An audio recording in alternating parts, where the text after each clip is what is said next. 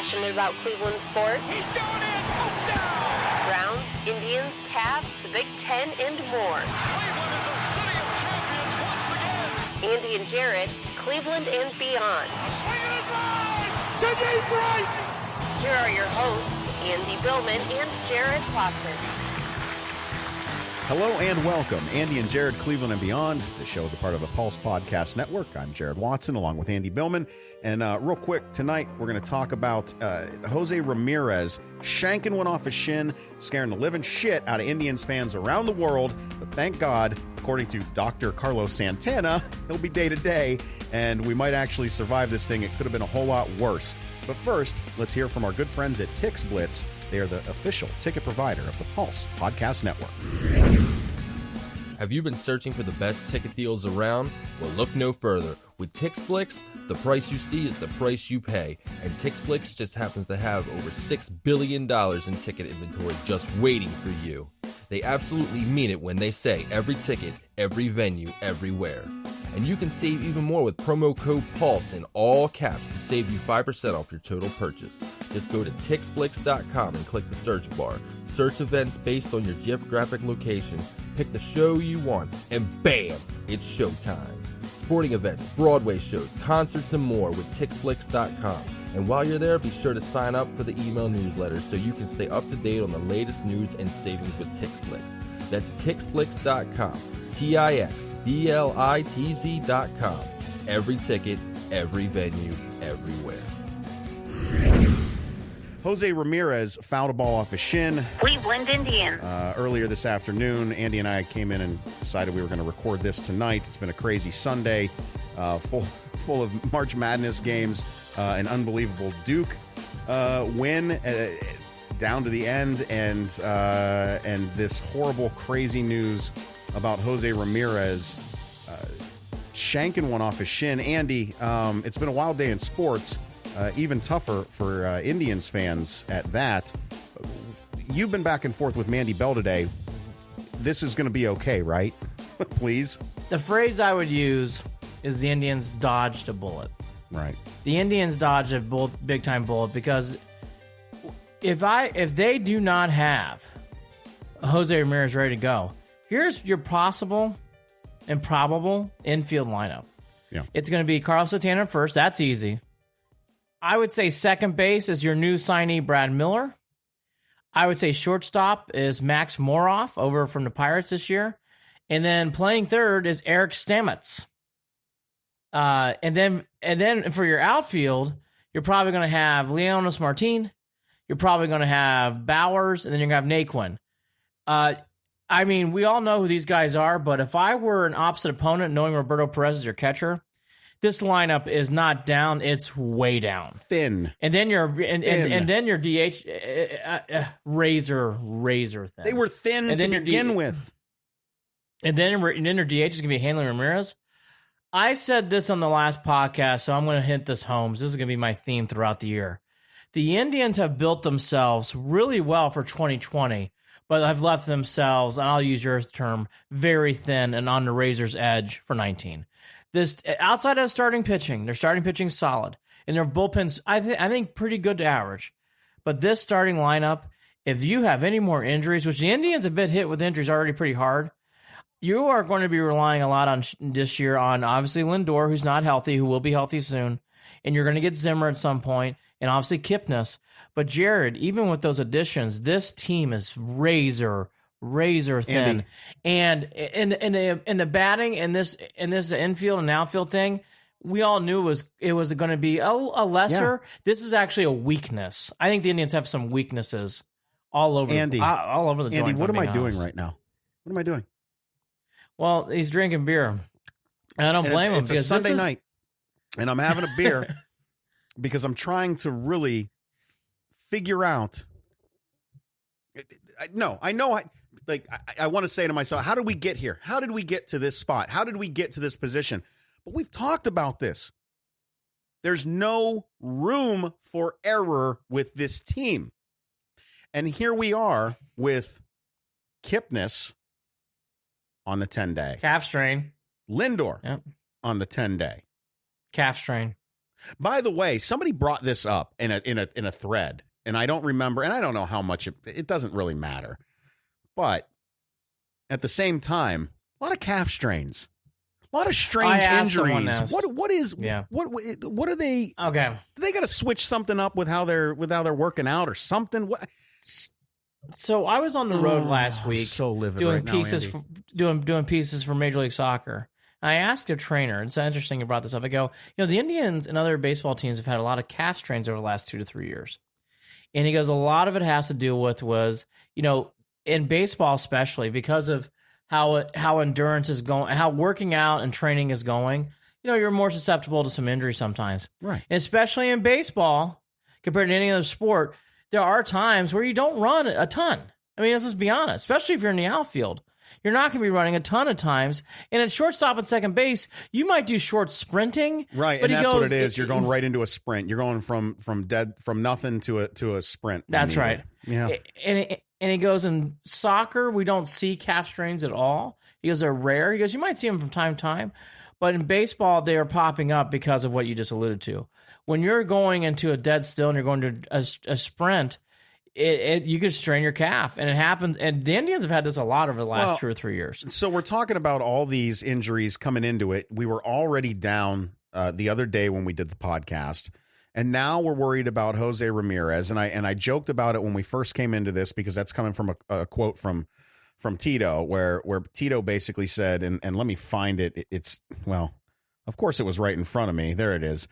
When he couldn't get up, this is Tito. When he couldn't get up, your heart kind of goes in your throat. But Carlos Santana told me he was okay, Dr. Santana. So it gave me a little hope. Thank God. I mean, thank God Tito can still have a sense of humor about some of this stuff. Because I guess at the end of the day, I'm either going to cry or I'm going to laugh right now, right? I mean, the season hasn't even started. You've got the team that has picked to win the AL Central by almost everyone out there, yet you don't even know what this lineup is going to look like opening day or even a month from now, 2 months from now. We have our expectations, but we don't know how this is going to play out. Any of it with any of these guys. If you think picking the NCAA tournament brackets is hard, try picking the opening day lineup this week, 7 days from now, and 14 days from now. It's impossible. Yeah. From a national perspective, if I were not an Indians fan and I saw the outfield and the infield for the Indians, I would say this is a D-F. It's really weak. I mean, you're relying a lot on Leonis Martin.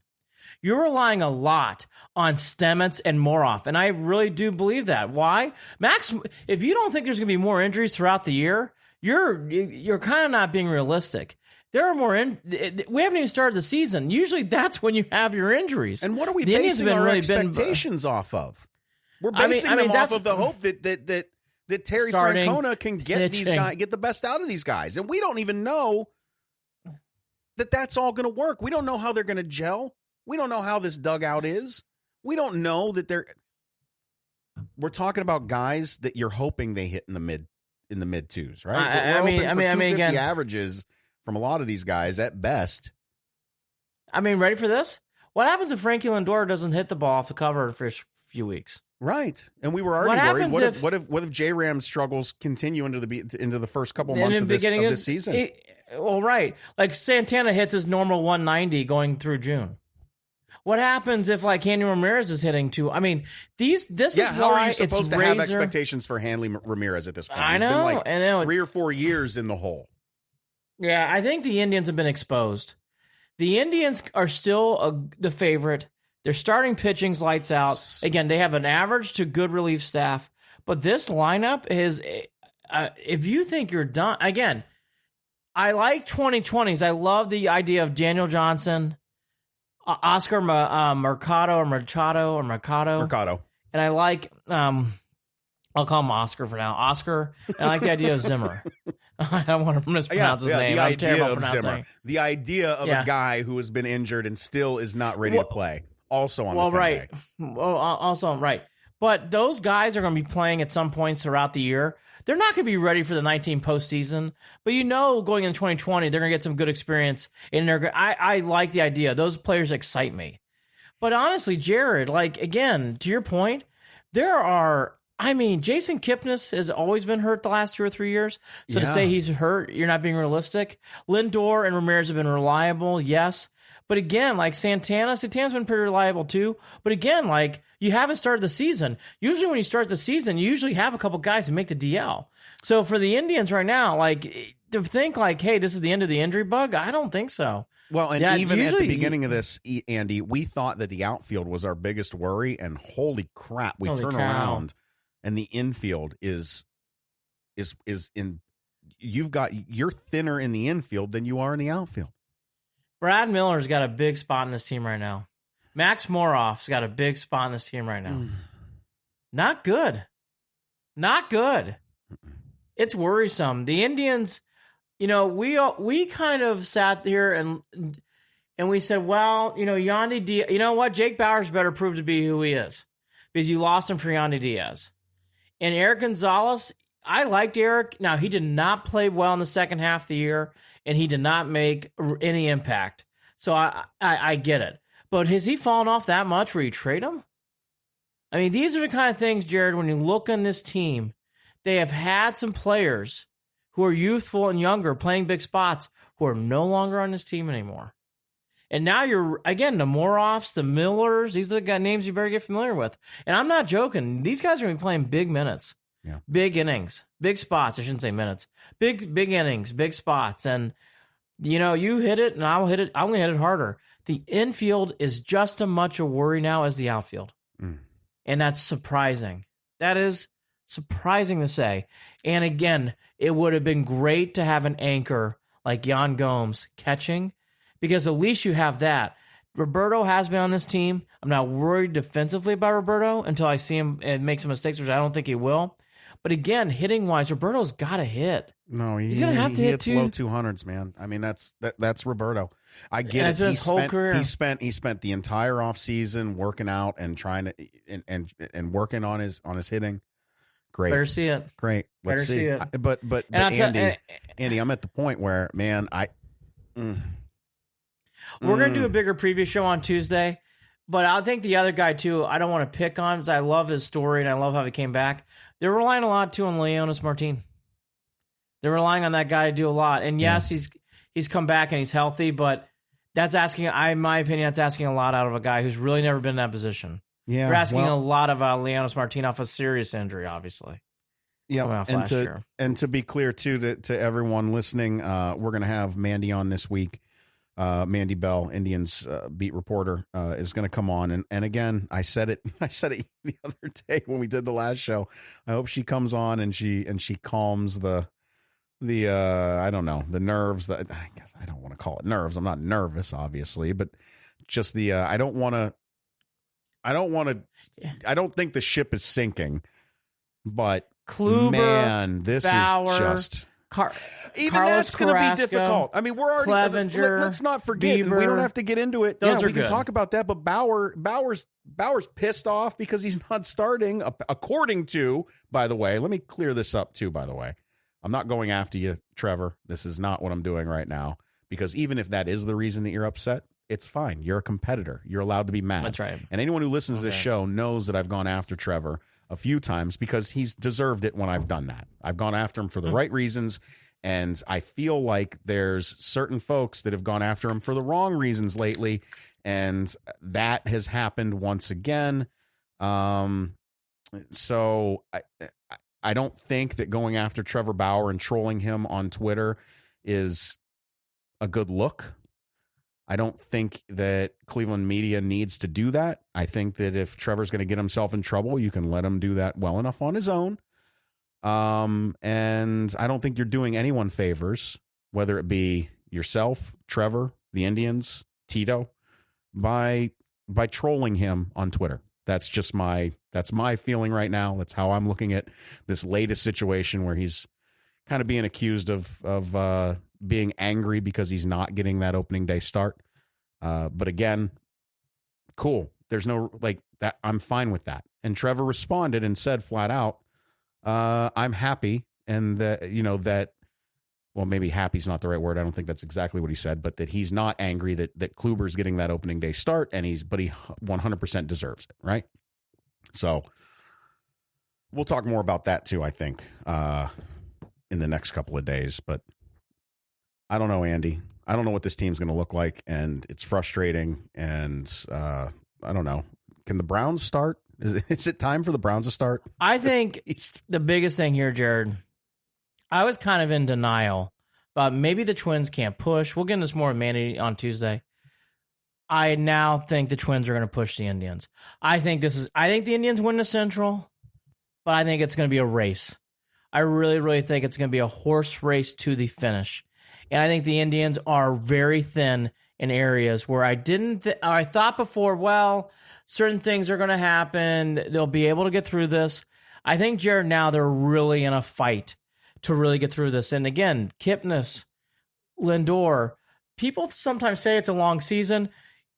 They need those guys throughout the year to perform.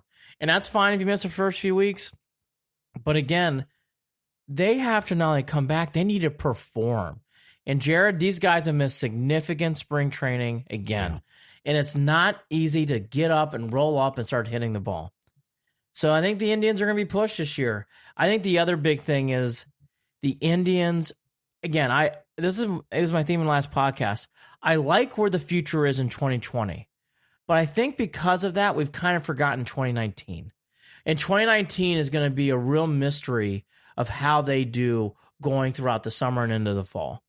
I think this team's going to be very different from May to, which all teams are, but especially this year. Last year, we kind of knew the Indians grew from April to September. There were no surprises. Unless there was an injury or a trade, there were no surprises.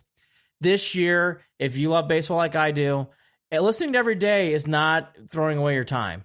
Because I think there's going to be moments where you're going to learn something every day about this team, and you're going to see them change and evolve. Now, some people might take that as exciting and new. I'm kind of with Jared. It gives me agita. I kind of like being on cruise control and liking that the team's very good. Yeah, the Indians are not that way this year. Games, I need it. I need some consistency. Yeah, there's going to be a lot of pacing back and forth. I think the Indians are going to be in a lot of 3-2, 4-3, 3-1 games, and that's what's coming. I mean, that's how the Indians are built. We will find if they can win enough games to win the Central. I think they will. The Central's not very good. But again, the way I would look at it, if I'm being fair and being evaluated of lineups, if I were an Indians fan and I looked at this lineup, I would say the only two guys that scare me are Lindor and J-Ram. And outside of that, maybe a couple little things here and there. But boy, is your outfield thin, and your infield, which I thought was your strength, looks thinner. Where are their runs going to come from, Andy? Buddy, I don't know. Indians are going to have to manufacture a lot of things. A lot of bunts and steals. No, you know what? You're laughing. Small ball. You're laughing. I think you're going to see that this year. I think you have to. I guess the two players that I'm very interested to see. I've tipped off one, Leonis Martin. I'm really interested to see what Jake Bauers is about, because Jake Bauers, that trade has a lot of weight now. Because, boy, you'd love to have Yandy Diaz playing third. You'd like to have him, and you're not. Jake Bauers is replacing him. You guys see what you got? Jake. I've heard a lot of things about Jake Bauers. I'm really interested to see how he plays this year. Because he has a big role, and he's going to have a lot of at-bats to prove himself. And I guess the other guy, too, who we know who he is, I would love to see Naquin stay healthy and hit like he did last year before he got hurt. But again, if I'm being fair, I think that's asking undue pressure there.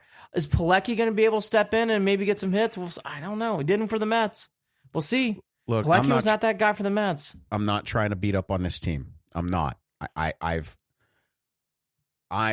paid for my MLB TV streaming service for 12 seasons now. 12 seasons. I love my Indians more than anything. The Indians. Thank God they were good in the mid 90s when the Browns were gone. Right.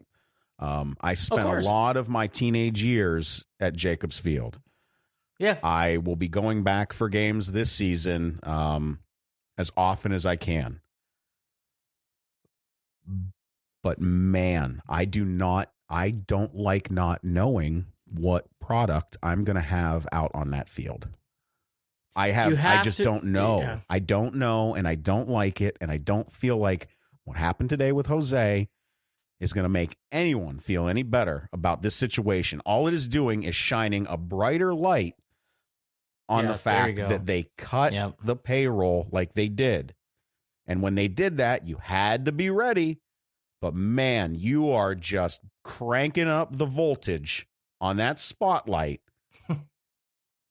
on this team it's right scary. now. It's scary. Yes. And again, you're going to have all these players we kind of mentioned. And, again, it's one thing to get them back healthy. You need them to play, especially Kipnis this year. You're going to need Carlos Santana to hit consistently 230, 240, 250 this year. Yeah, it's asking a lot, in my opinion, to hit all those things in the right peg. So I will leave it at this. I think the Indians are still the favorite. I agree with exactly what you said. It shined a light of a lot of low-hanging gray clouds of how this is going to work. Yeah. And I think if you're an Indians fan like you and I are, you're going to have to watch the whole season, and boy, you're going to have to ride your starting pitching because they are going to either save you or they're going to kill your season. So, you want to talk about injuries? Could you, God forbid, think if Kluber and Bauer get hurt? Now you're really, really, really spinning your wheels. So we'll get more into that on Tuesday. I think that's where the Indians are at. I think you hit all the key points. Again, I think this is a big injury news thing. And again, you get Kipnis and Lindor back. Great. They haven't had spring training. To expect them to start raking on day one, I don't think is realistic. I know Kipnis had some spring April training. And halfway through May is going to be their spring training. They're still going to be playing in cold weather, which is not even what they're getting right now out in Arizona. The only thing that gives you, not relief, but it gives you some, pause of positivity. The Indians in the past have never started hot in April, and they always figured it out by June. So if they start off slow this year, you don't jump off the bridge because they've always figured it out in the past. So you got to, and you alluded to it. I love Francona. I love what he's about. You have to believe he'll figure some things out. He's gonna earn that reputation this year, boy, because he's gonna be doing how much some juice he's going to be able to squeeze out of this lemon. That's what I'm all I'm telling saying. In a big spot, in a big spot in the Bronx, here comes Jake Bowers to the plate.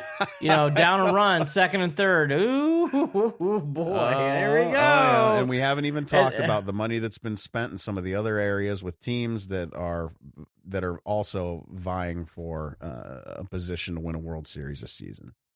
Well, the Indians are lucky. Damn. We'll get more into their division, and we'll get more into the starting pitching. What it is, and not only is it the Indians' strength, I think again is the best rotation 5 in baseball. We'll get more into what Mandy Bell saw throughout the spring, and we'll kind of go from there. Real quickly, Jared, I just want to touch on the tournament. The Duke UCF game today was wonderful. Yeah. There was a lot of tie-ins to people who watched the game. Dawkins played for Coach Krzyzewski, and Coach K brought him onto his staff after he played. So Dawkins and him are very tied together. Dawkins' son had a wonderful game.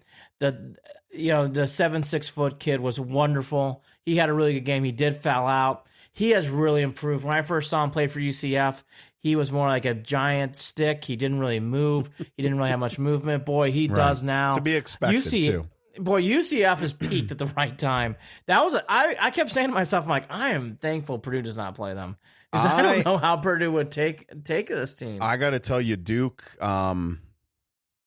I don't want to say that Duke got lucky, but it really did feel, it felt like a lucky roll. It felt like those last two shots really, the last two possessions, Duke's final possession, getting the rebound on the missed free throw. No, I was going to say the box Zion. out. That was UCF's downfall. Unbelievable. I thought actually Barkley hit both of them. I thought it's a 3 thing. When Taco fouled out, the missed dunk by UCF and the boxing out. The boxing out on a missed free throw was everything. They didn't do it. Duke capitalized. Those missed shots, I know they seem rare. They do happen in college basketball a lot, where shots go in and out and they spin. In high-pressure situations, it's hard. It's hard. You don't see it in the NBA, but you do see it in college, rough shot in my off opinion. The glass. It looked like a nice kiss high off the glass, and it wasn't good. The rebound rimmed the out, rebound and it was just painful for UCF. Really painful to watch for them. Yeah, it's a gut-wrenching loss. The Big Ten is still doing well so far. I saw Boilermakers live. I'll save that more for Tuesday. Michigan State also made it. The SECs looked really good. As we have a fight and a skirmish going on between Houston and Ohio State, getting a little testy here at Yeah, halftime. I shut the TV off while we're recording this, and I'm going to put that on and probably go to sleep watching Yeah, that. there's a... And going into halftime, Houston up 8. We'll get into whatever maybe I'm happens not in putting final it on. Well, something happened here at the end of the first half. Well, I thought that's the first thing I thought was Ohio State looked sharp and they were shooting well. Man. And that just isn't. Someone went after. It looks like Wesson maybe, or who got? Yeah, something happened here between a couple of the players and the Cougars. But anyways, Ohio State has a chance to be the 4th team to get in. We'll see if they're able to pull off the comeback. They're down 8 going in halftime. The SEC, though, has been the conference I've been really impressed by. I know Maryland is not as good as LSU, but LSU was a great win late in Jacksonville. Kentucky's Kentucky. Auburn with a great win over Kansas. I know Kansas is down, but still, it's a great win. You know, the SEC has not been known for basketball and obviously for recent years, but they should be this year. They've really proved themselves. Looks like the ACC is going to get 3 or 4 teams in. You know, Jared, I know this has been a boring blah until today. Iowa with a heartbreaking loss to Tennessee. Yeah. They made they made that great comeback and just didn't have enough. Tennessee just prevailed. Tennessee's a better team. But it's been still a good run for the Big Ten. The SEC, though, is really proven. And again, Duke and UCF, wonderful, wonderful game. If there was such a thing as the ESPN Instant Classic, that would be right there. That was an instant classic today. Just a wonderful game. And when you get storylines like that, Zion played great. I know he missed a free throw to tie it, but Zion was wonderful today. He played Hawkins' kid. Johnny Dawkins. Sorry, Dawkins' kid who played. They played in this game too for UCF. He was wonderful. Just a great game. Really, really well played all the way around. And I know the tournament's been blah over the weekend, but boy, it stepped up in juice at 5:15 We'll talk today. more about it coming up over the next couple of days. Again, don't forget, next episode that we should be recording Tuesday night will be with Indians beat reporter Mandy Bell. Hopefully she'll talk us all back from the ledge. Again, we're not really going to freak out here, but you just can't help but notice, man. You can't help but notice the lights are shining bright on the black eyes that the Indians have within their current roster and lineup. Boy, they just get more obvious every injury that pops up. Today, Jose Ramirez fouling one off his shin. Thank God he didn't break anything. He's got a bruise. He's day-to-day, and we'll see. I mean, this could go all the way through April. I mean, you never know with a bruise like that off the bone the way he hit that ball, but we'll figure it out one way or another. Don't forget on Twitter at CLE and Beyond. That's at CLE and Beyond. On Facebook, we're facebook.com/Cleveland and Beyond. Also, our website, andyandjared.com or clevelandandbeyond.net. I think that about covers it. So check those things out. Make sure you follow us and subscribe on iTunes. And we are a part of the Pulse Podcast Network. He's Andy Billman. I'm Jared Watson. Andy and Jared, Cleveland and Beyond. Andy, I hope they figure it out. I really do. They dodged a bullet. More later this week. Talk soon. Take care. Bye.